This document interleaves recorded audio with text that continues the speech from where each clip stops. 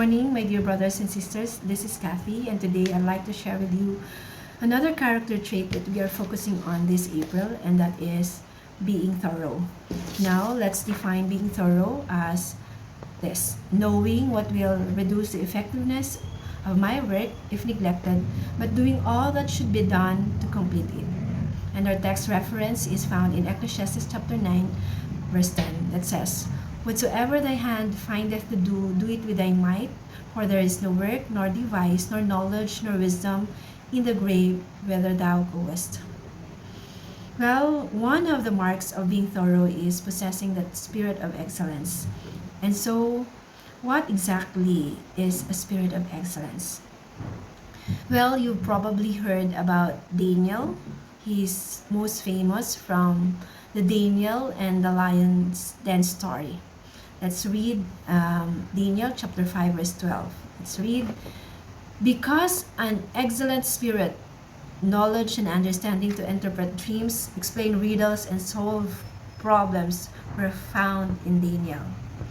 Let's also read chapter 6 verse 3 that says, "Then this Daniel became distinguished above all the other high officials and satraps, because an excellent spirit was in him, and the king planned to set him over the whole kingdom."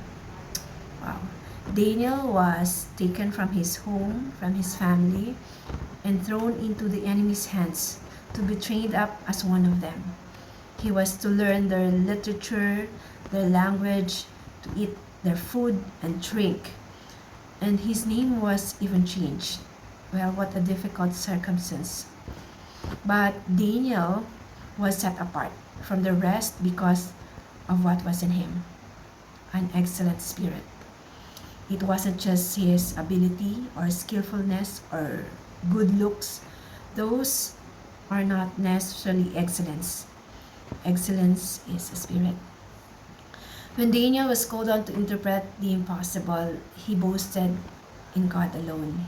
He did not bring glory to himself, but because he wanted God to get the credit. Well, having a spirit of excellence like Daniel means people noticed you. When Daniel stuck to his principles and refused to eat certain food, God blessed him, and he became even better than everyone else.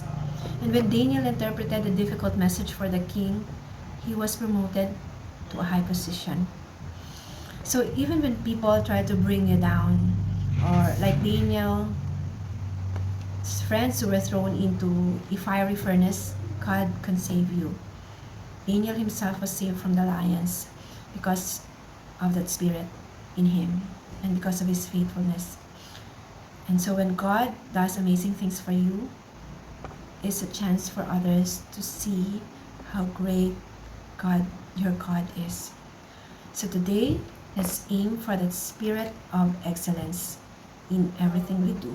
It's not just about being good at something, but doing it with all our heart and giving glory to God. As Ecclesiastes chapter 9 says, "Whatsoever thy hand findeth to do, do it with all thy might. For there is no work, nor device, nor knowledge, nor wisdom in the grave, whither thou goest." Good morning.